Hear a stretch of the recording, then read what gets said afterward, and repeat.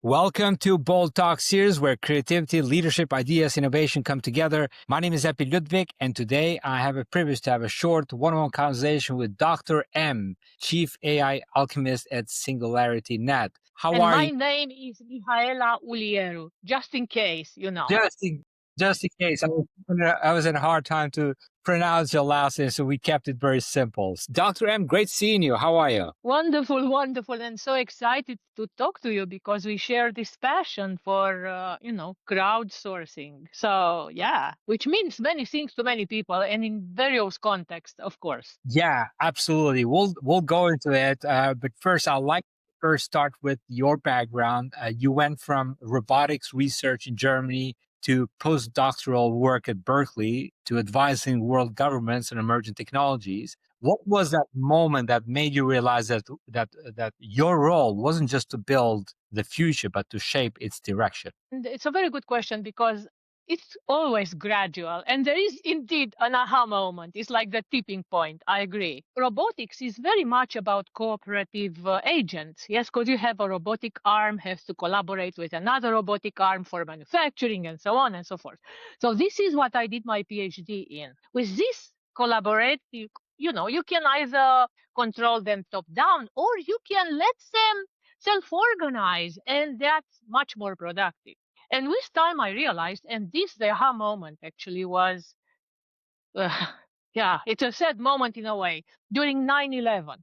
So I remember I was a professor of intelligent manufacturing systems, distributed intelligence systems, cooperative robotics, and so on and so forth, orchestrating several supply chains across manufacturing, global supply chains with this software and physical agents. So when I saw 9/11 and I found out that actually supply chain was the weakest link in rescuing people and in intervention because of all this self-organization and so on that was missing, and it was the weakest link, then I realized that actually my work can be very well applied also to societies, also to coordinate people in being more productive, to crowdsource, the right skill at the right time, at the right place, which is actually a free lunch, as I found out a bit later. And I call it a free lunch. Why? Because mathematically, yes, this is also how our cells are working in order to create our bodies. So with this self-organization, nobody is telling them top down what to do, but they find the right way. The right cells go to form the liver, the right cells go to form the heart, and then they assemble into this complex, beautiful body, which we have, and it helps us do a lot of things.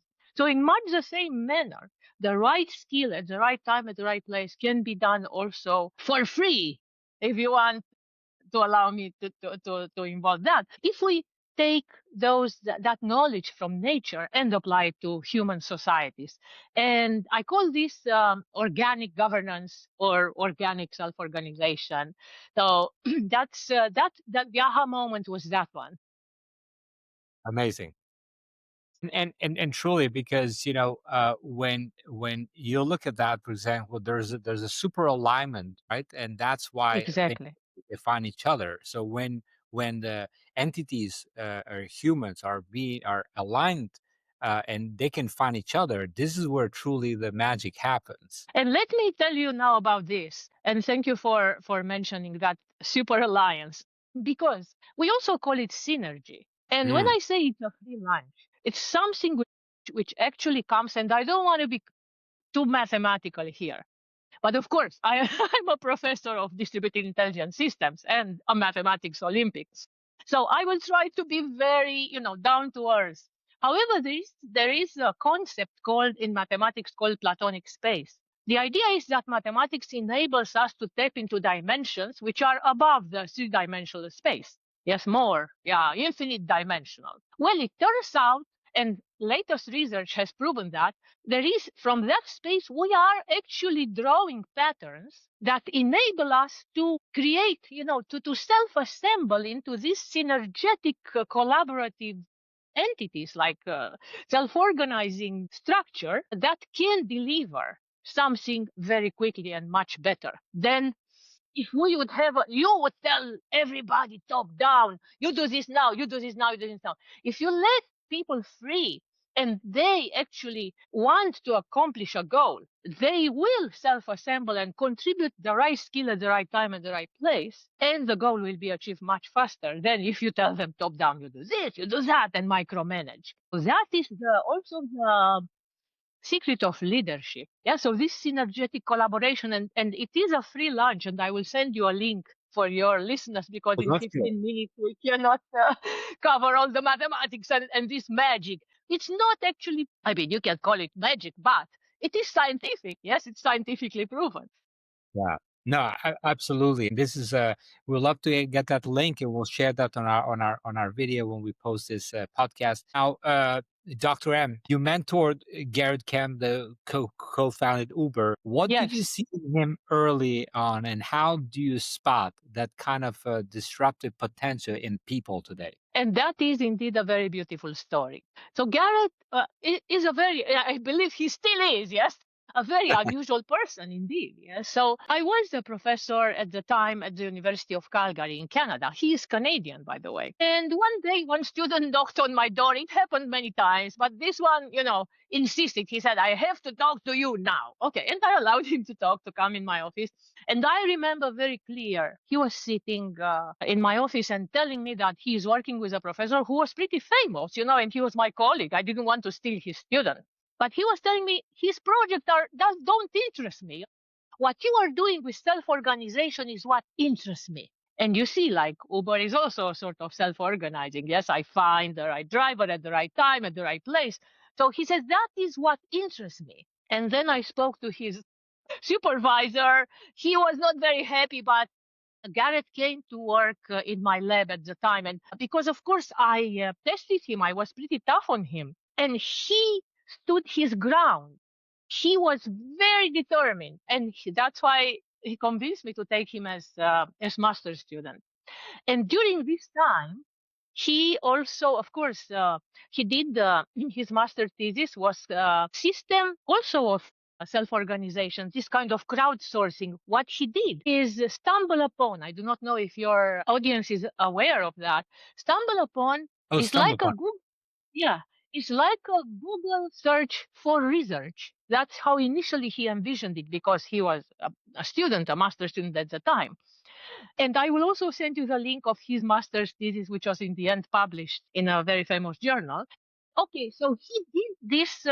So if I'm a researcher and I'm going to search certain things, then I can be connected with researchers who are studying the same thing. So it was like he called it stigmergy. So it's like, the similarities. Yes. So those who have similar interests, they can be assembled and maybe with complementary skills so they can really make a bigger discovery together. This was his master's thesis. And then he went on to apply it to create Uber, with Travis Kalanick being the CEO and the face of the company, and Garrett, the quiet one. The movie, which was, I think it's called Uber, probably like that. The recent movie I recommend it to your audience is a very, very nice movie. I watched it on a plane recently, and it shows Garrett as the quiet one Okay. there as well. So movie is true to what he is, right? But in terms of my mentorship, I have to say that it's again very similar to this crowdsourcing approach. I mean, it's not top down. I let my students, I am like, supporting them, enabling them.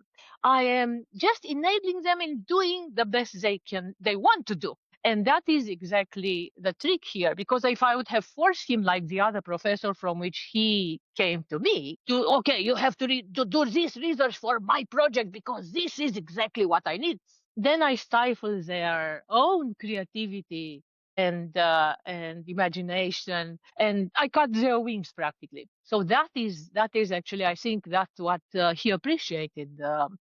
That's amazing.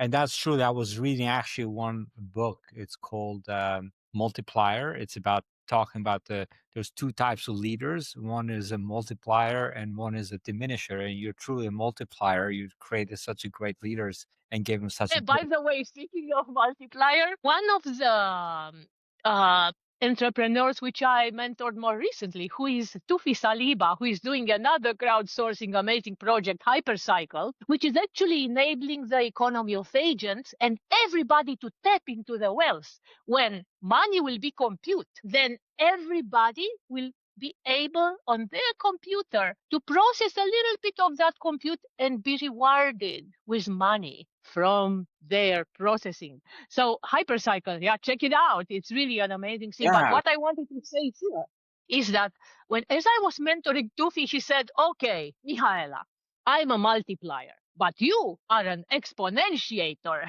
So he said, for me, 2 multiplied by 2, is 4. For you, Yeah. to a power of infinity, and it goes just like that. So yes, it can be also the next level of multiplier, I must Yeah. say. That's amazing. Well, thanks for sharing that.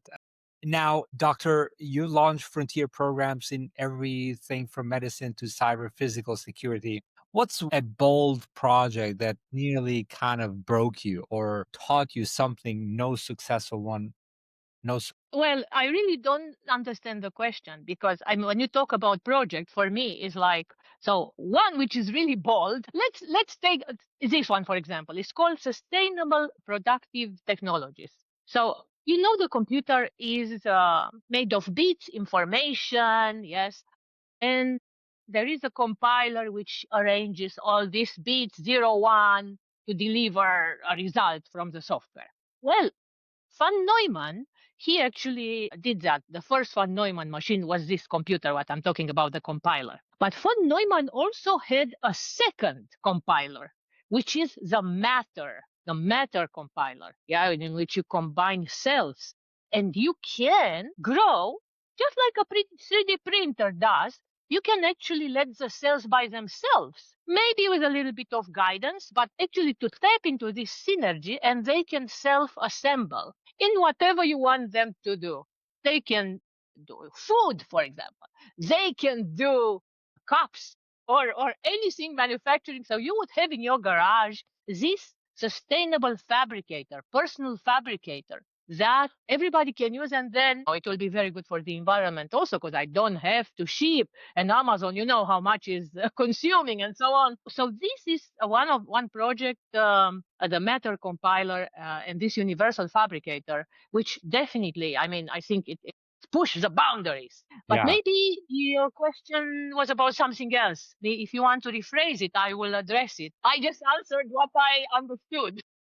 I'm sure. I mean, there's when we work in many different projects, sometimes like we come out of the some truly times where we really find ourselves that we're right in the middle of the scenario where we can't even find our way out, and all of a sudden now we have overcome that, right? And so those kind of lessons that the question was like, what kind of lessons we're able to get out of those situations. But anyways, I think I can tell you something, which actually is like an aha moment, which I think I should have gotten it long ago, but I got it kind of recently. One of the most interesting projects in which I'm involved since about 7 years, and that's why I say I should have gotten this earlier.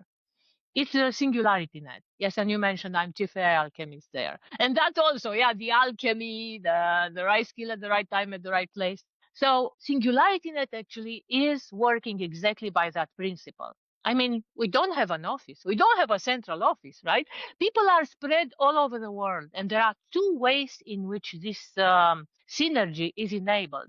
Mm. On one side, the software engineers who are developing artificial intelligence products. It can be, let's say, transportation or a travel agency, help to book flights and so on. Whatever software agents you want to have there, they can put their software on our platform. And if they put the software on our platform, if I use, let's say you put the software, I use it, then you are paid when I use it. Yes, I have to pay you for that. Then if we both put software and combine our software into a larger product, let's say one is booking flights, another one booking hotels, then people are using both, then we each of us are being paid. And the other aspect of this, which is again a great innovation, which I think we take for granted is, again, this free lunch. I mean, practically, and that's what also my role as chief AI alchemist. Yes. So it's not only about artificial intelligence, but it's about stepping in when you are needed.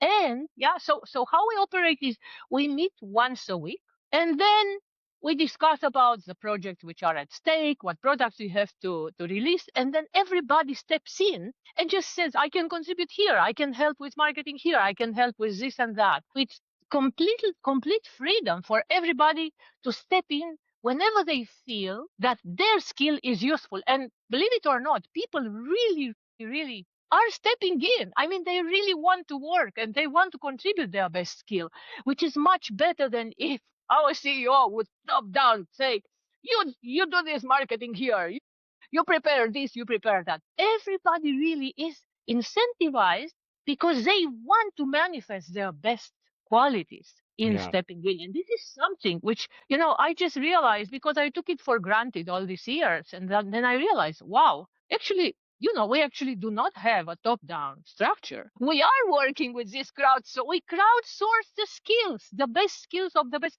And everybody wants to come and join our company, which is amazing. I can imagine. And with SingularityNET, talking about that, talks about AGI, by the people, for the people. Yes. What does it mean to you personally? And that's exactly what I say. So, okay. So we have our phones, yes, and now we have ChatGPT and so on and so forth. Well, guess what? ChatGPT or the Meta glasses, which are now very much in vogue. These are not Meta glasses, by the way. I have them here though, just because they are really cool, and they have been now at the Meta Connect. They have been just released. These are the Oakleys. Yes, I just got them. You can check them out. Yes, and now I will criticize them because we are doing it better. So, okay, technologically, okay, they are amazing. Yes, only with a finger you can see your emails on your lenses, and you can take calls just by doing that with your finger. Totally unobservable. Okay, however, all the data, everything, all your photographs, all your videos, everything goes into Mark's world. What is that? That is that Meta is collecting all this information. On one side, they say to improve their product, their artificial intelligence product, which needs a lot of data, and personalize it for you. However, they have your data, which they can use also for others, and also maybe to manipulate you. I don't say they will do that, but they can do that. What SingularityNET is doing by the people, for the people, it's like we the people, not Meta, are creating the AI. As I mentioned to you, we put that on the platform, my software, your software.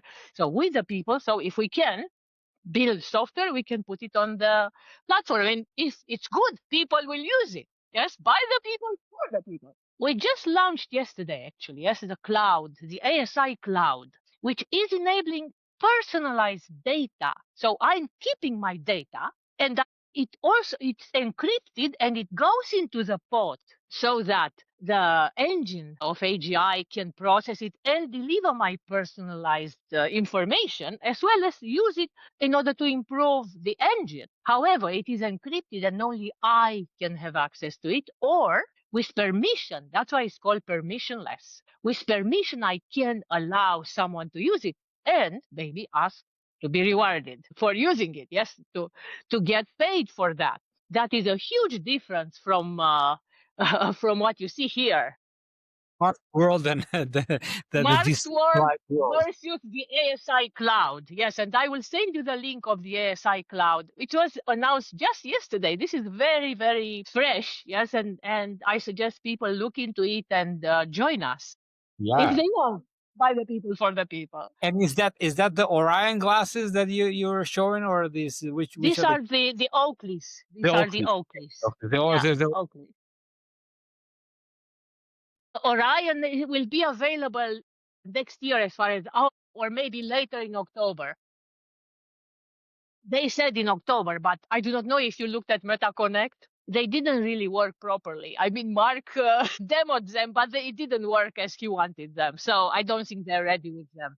Yeah. Yes. So I got the ones. The next one. Sometimes they do it also intentionally. I know I was watching when the Apple Vision Pro was going to the market, and they kind of like delaying and all that stuff. But definitely. I mean, we're living in really exciting times. And Dr. M, this is a short form conversation. We'd love to have a long format, which will go deeper in crowdsourcing. But as I'm wrapping this up, I always like to ask this question to all my guests, and that is about the word bold. What does that mean to you personally? To me, bold means going fearlessly for what you think is the right thing. You know, it is taking risks if needed in order to do the right thing. It is taking risks, for example, in a research. Yes, like an example is, and I know maybe he's not very popular, who knows, maybe with your audience, but going to Mars. Come on. I mean, come on, right? Now we have projects for going to Mars. That is an example of bold project. Yes, and also, yeah, I mean, there's lots of them, but I think it has to do mainly with saying it like it is, yeah, when it has to be, versus being politically correct. That's also being bold. And especially because, I was on many science councils, research councils, and advisory, and still am. Most of the time, decisions which, I mean, the right thing, yeah, it's not adopted by the ones who I advised. And this is exactly the opposite, right? I mean, because some interests are infiltrating and manipulating the decisions. So bold is just be fearless and follow your path fearless, Love even it. through the biggest hardship. Because if it's the right thing, you will succeed. And it shows I should write there are some articles on my LinkedIn about me and my life, but I should write my memoirs because it's filled with such Sure. examples. Um, Dr. M, thank you. Thank you for joining me in this Bold Talk series. Looking forward to connecting again. Until that time, be great and be bold always. Take care. Thank you. Thank you.